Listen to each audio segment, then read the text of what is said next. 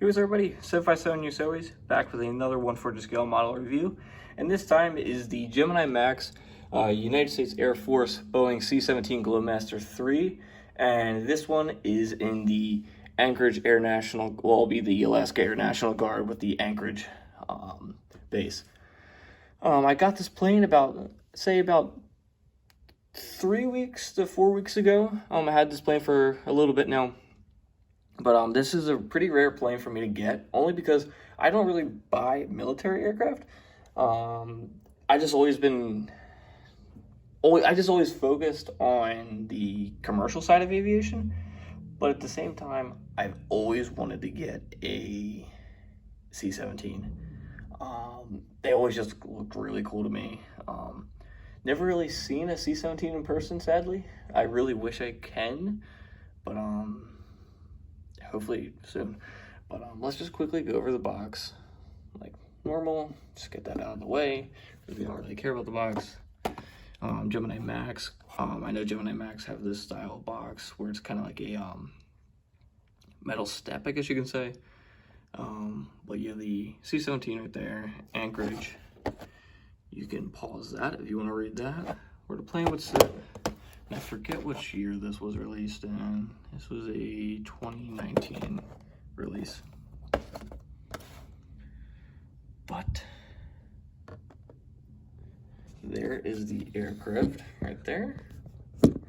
Now, what I'm gonna do real quick, I do want to pull up information on the C-17 off their Wikipedia page, just so I'm not talking like an idiot. I want to make sure I'm kind of giving some right facts a little bit.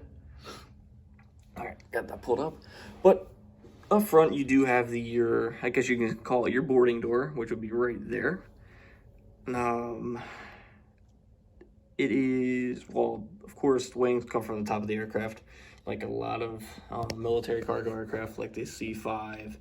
I guess you can say the AN-124 is a military aircraft, and the AN-225, which those really aren't military. I know Russia, the Russian Air Force, I know they definitely have the AN-124, but the 225 is just cargo.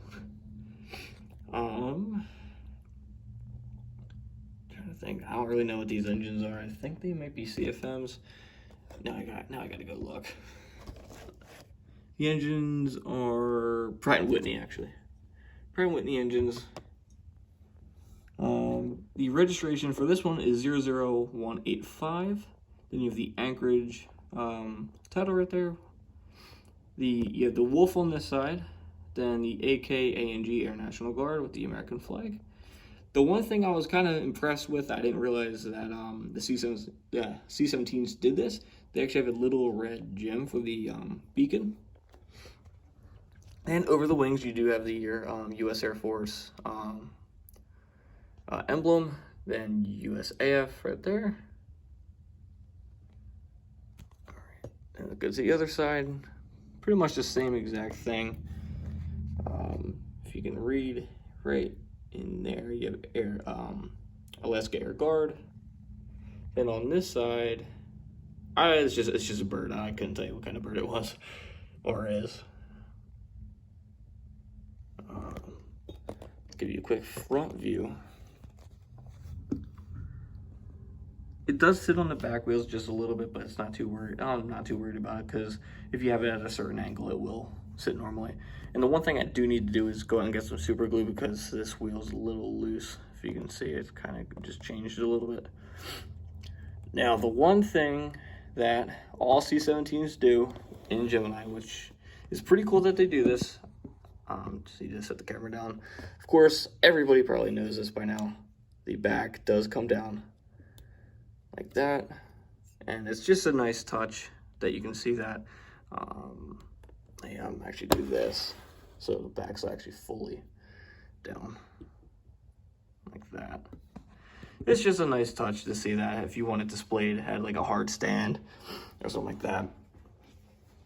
Then I'll flip it around real quick so you can see there is kind of a tread. You can definitely tell it's plastic, but it's not that big of a deal to me because that's just fine.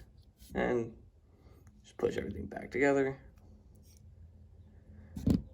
Then you go to the belly of the aircraft, you know, your normal, well, not really normal because this isn't a normal airplane, but GeminiMacs stand tall in the odd looking main gears. See right there, it sits normal. But I don't really know too much about this aircraft. But the first flight was in September 15th, 1991, introduced January 17th, 1995. Most of the users are on the Wikipedia. The top three are the United States Air Force, of course, the Indian Air Force, and the Royal Air Force. I do know that the United Arab Emirates has them, Qatar has them, and I want to say Australia may have one. I'm not too sure, but I definitely know Canada does. But 279 of these were built. I'm pretty sure they were built in Long Beach. I'm pretty sure that's where they were built. It was originally built by McDonnell Douglas. Then, of course, McDonnell Douglas got bought out by Boeing, and they stopped production in 2015 with this plane. And of course, we all know this plane can take off and land pretty much anywhere. It is absolutely insane what this plane can do.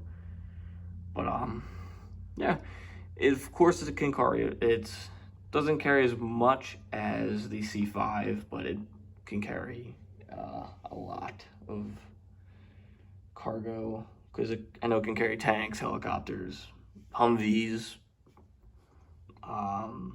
What's the word I'm looking for? I forget what they're called, but yeah. But that's pretty much going to wrap it up for this video. But hopefully you enjoyed it, and I'll see you in the next one.